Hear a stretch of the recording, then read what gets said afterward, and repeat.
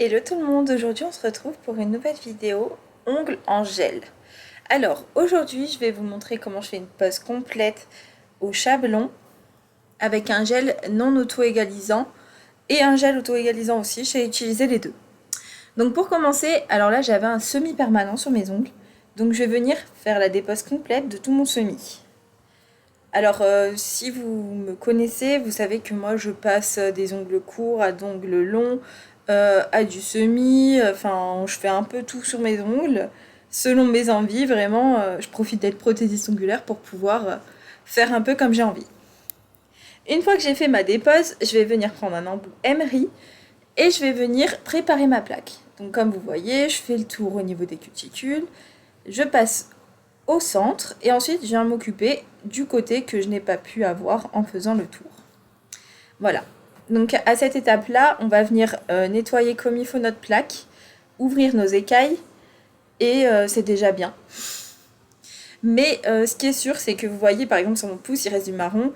Il ne faut pas qu'il en reste en fait. Et j'en laisse pour pouvoir l'enlever avec l'embout emery. Parce que si j'y vais avec mon gros embout de dépose, je risquerais de m'abîmer la plaque. Et c'est pas trop le but. Donc voilà. Ce que j'arrive pas à avoir avec l'embout de dépose, je l'ai avec l'embout emery. Donc je fais ça sur tous les ongles, comme vous voyez, voilà, je nettoie bien. Après là, mes ongles sont pas top. Je travaille sur moi-même, donc en fait, des fois, je vais faire ça proprement, etc. Et des fois, je vais m'arracher les ongles, enfin, me blesser. Donc mes ongles sont pas au top de leur forme.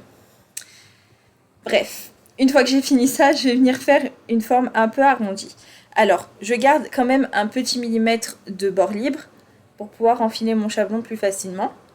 Mais je viens arrondir les angles parce que sinon c'est plus compliqué à placer son chablon. Voilà. Donc je fais ça rapidement sur tous les ongles. Une fois que j'ai terminé, je vais venir prendre un embout pour les cuticules. Donc là c'est un embout flamme. Poire, pardon. C'est un embout poire. Et je vais venir faire en mode forward du centre vers la droite et en mode reverse du centre vers la gauche. Je viens nettoyer un petit peu les petites peaux qu'il y a, etc. Voilà. Ça, c'est un truc que je fais souvent sur moi. J'utilise cet embout plus un deuxième qu'on va voir un petit peu plus tard pour avoir les cuticules vraiment bien propres.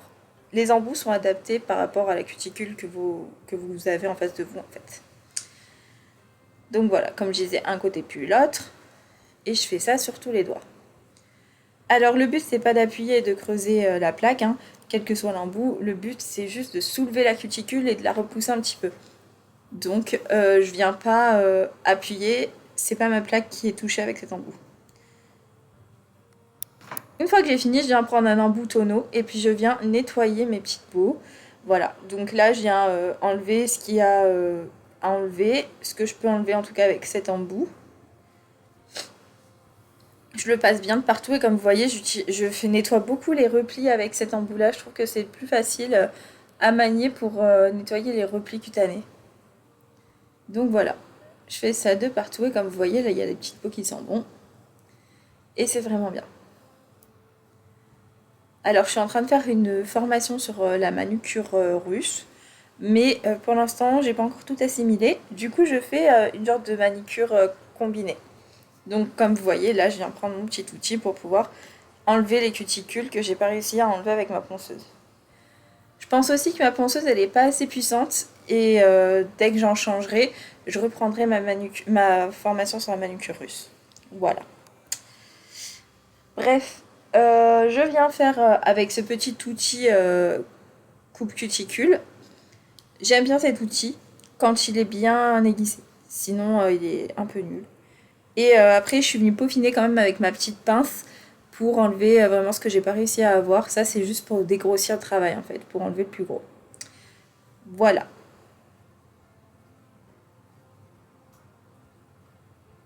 Voilà le résultat de mes petits ongles sans les cuticules et tout prêt pour recevoir du gel. Je vais ensuite passer à l'étape du nail prep. Donc j'en applique sur tout l'ongle, comme vous voyez. Je laisse sécher et ensuite je passe au primer. Donc là, j'utilise un sans acide et j'en mets une petite goutte au centre. J'ai pas besoin d'en mettre beaucoup, mais j'en mets toujours quand j'utilise des produits de Ongle 24 parce que sur moi, ça a tendance à se décoller. Donc une fois que j'ai mis ça, je vais venir passer à l'application de ma base. Donc, je vais appliquer ma base en zigzag comme d'habitude. Et ensuite, je passe au chablon. Et ensuite, je vais venir prendre mon chablon. Donc, je décolle mon chablon et je viens prendre mes mesures pour pouvoir le couper. Donc, je viens coller mes premières ailettes. Voilà. Ensuite, je vais venir prendre mes mesures. Donc, je le place comme il faut pour voir là où il faut que je coupe. Je vais prendre mon petit ciseau et venir couper.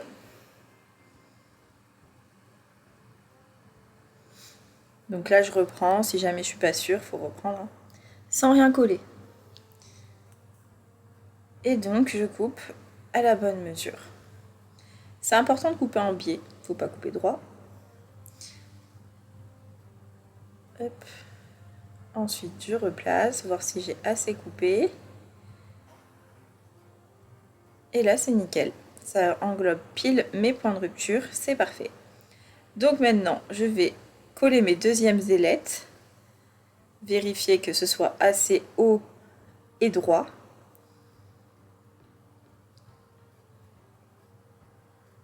Et puis voilà, je vais resserrer un petit peu en dessous de mon doigt pour pouvoir bien avoir un beau curve.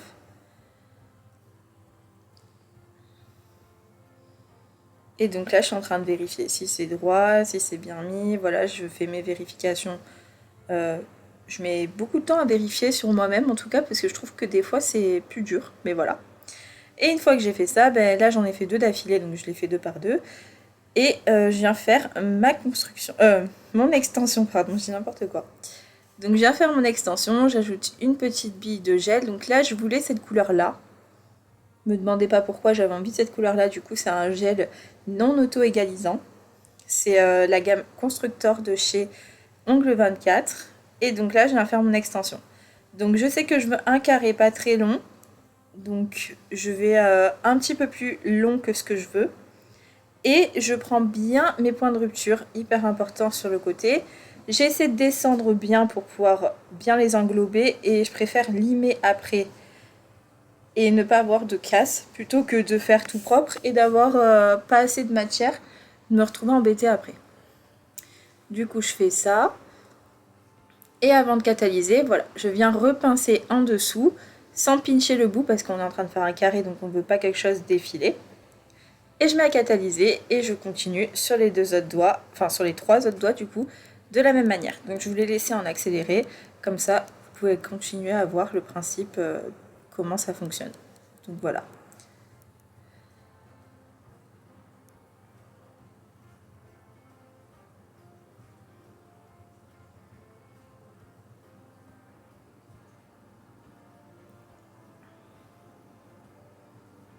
Donc je vous conseille quand même de le faire un par un, enfin doigt par doigt, parce que au moins vous êtes sûr que votre chablon ne bouge pas. En tout cas moi sur cliente c'est ce que je fais, mais là j'avais envie d'aller vite. En plus quand on fait sur nous, ça prend tellement plus de temps que sur clientèle, ben, du coup on a envie d'aller plus vite. Donc du coup je fais 2 par 2. Voilà, sauf le pouce évidemment toujours tout seul, parce que sinon il y a trop de risques que ça bouge, etc. Que notre chablon ne soit pas super bien. Voilà. Donc mes extensions, elles sont pas très belles pour l'instant, mais c'est pas grave. Le plus important c'est que ma structure y soit. C'est pas que mon extension soit jolie, soit bien lisse, etc. Ça c'est pas le premier souci qu'on a quoi. Voilà.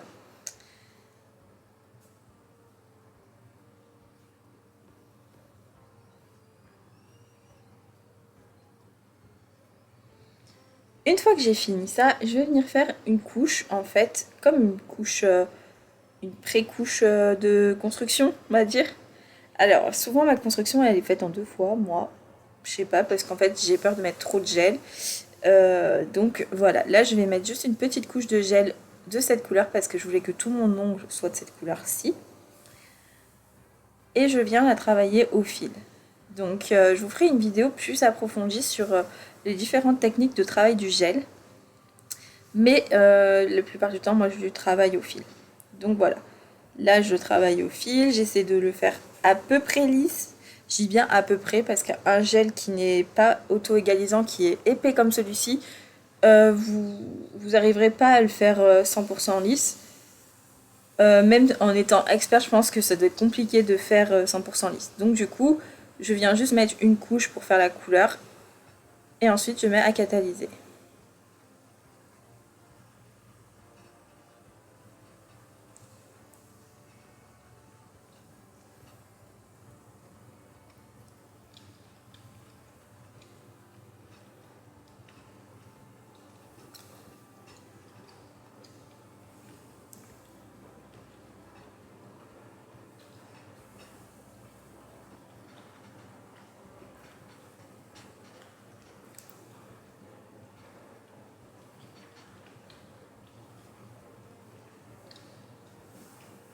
Donc là, c'est pareil. J'enchaîne tous les doigts parce que c'est un gel qui n'est pas auto-égalisant. Donc il ne coule pas.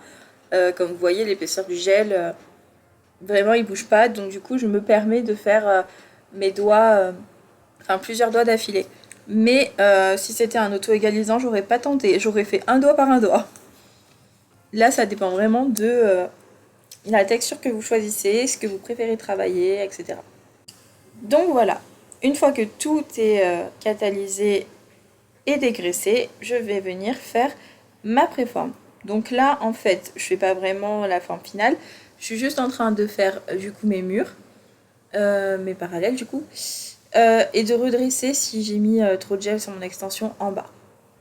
Donc on va dire que la couche d'avant, c'était pour un peu consolider mon gel parce que au cas où, pour pas que ça casse, pour pas que mon extension casse. Et donc là, je viens tout mettre en forme. Donc voilà. Et avec mon embout emery, je vais venir faire un prélimage. Donc en gros, je prends mon embout emery et je viens tout lisser. Donc je lisse vraiment tout. Oula, je perds mes mots, pardon.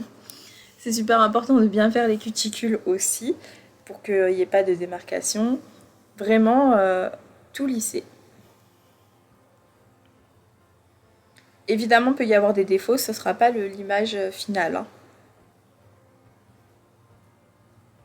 Voilà. Donc je fais pareil sur tous les doigts, juste histoire de partir sur de bonnes bases. Comme vous voyez, il y a zéro apex, je ne sais pas si vous voyez sur le pouce, mais il y a zéro apex et c'est normal parce que je vais venir le faire en 2 fois, comme je vous ai dit tout à l'heure. Donc voilà, là c'est vraiment du pré-image.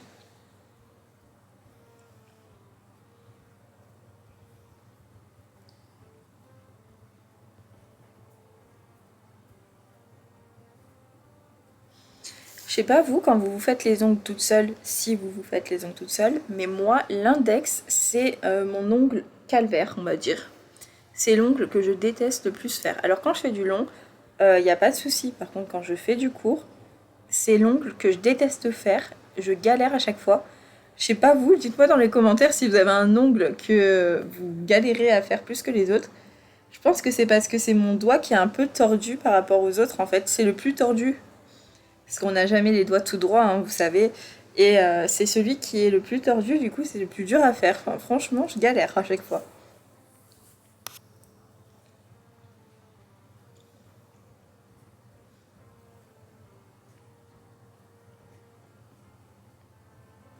Alors, j'en profite pour vous dire aussi que pour moi, là, le but c'est pas d'affiner, hein. C'est vraiment d'enlever les bosses, d'avoir quelque chose de lisse. C'est pas la structure, etc. Vraiment pas le but de cette manipulation-là.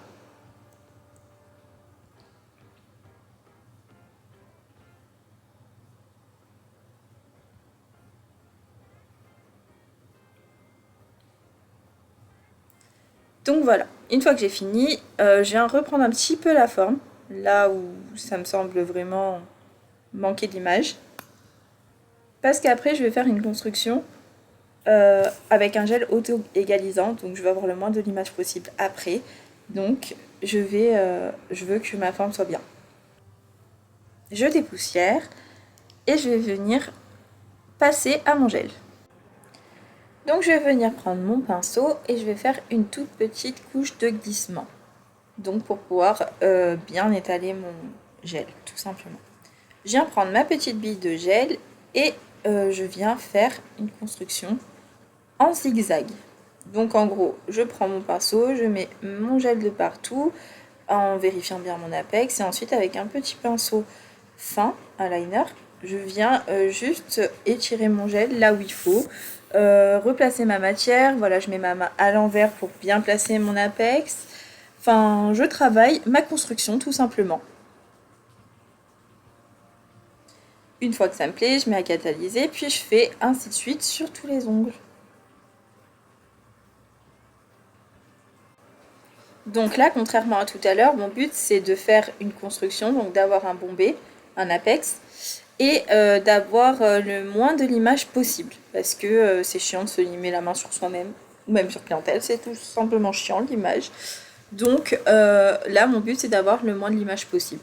Donc il y en aura, mais je veux limiter mon image. Et donc voilà. Donc je fais ça sur tous les doigts. Et donc là, je vous en laisse un en version longue, entre guillemets. Non, je veux dire en avance normale, en fait. Le premier, je l'ai laissé en avance rapide. Mais là, je le laisse en avance normale pour que vous puissiez bien voir ce que je fais.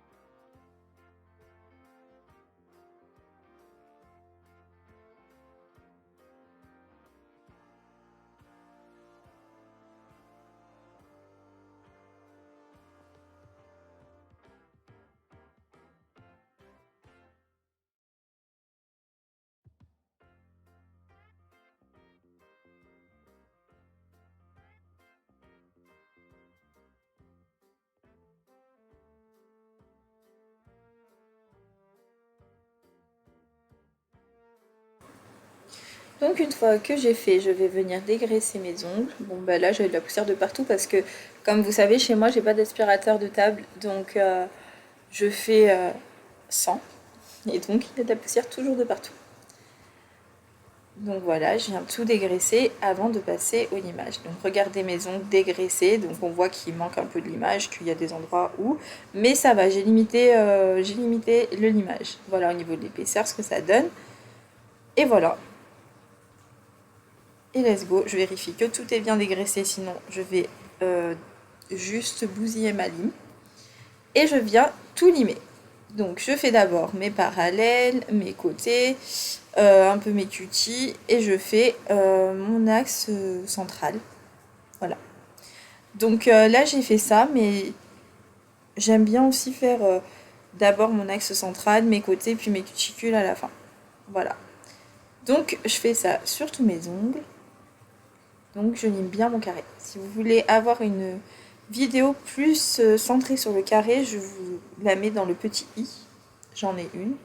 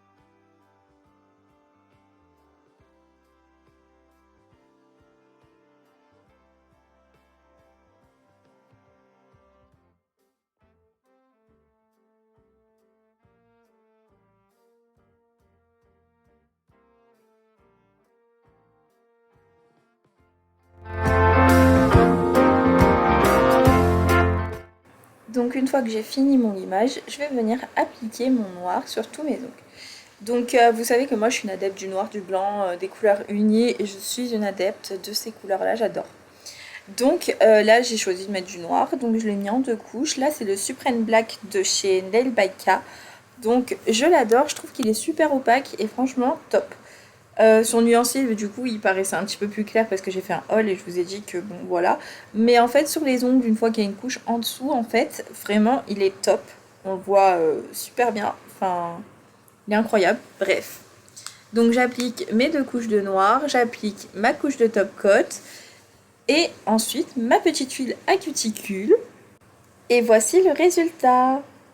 Bon voilà, j'espère que cette petite vidéo vous aura plu. En tout cas, moi, ça me fait vraiment plaisir de vous la faire. En plus, celle-ci, c'est une vidéo que j'ai rushée il y a un moment et que j'avais pas eu le temps de totalement monter. Donc du coup, je suis super contente du résultat de cette vidéo. Elle est super cool, je trouve. N'hésitez surtout pas à me laisser des petits commentaires, ça m'encourage à me liker la vidéo et à vous abonner. Et sur ce, ben moi je vous fais de gros bisous et je vous dis à la prochaine pour une nouvelle vidéo. Bisous!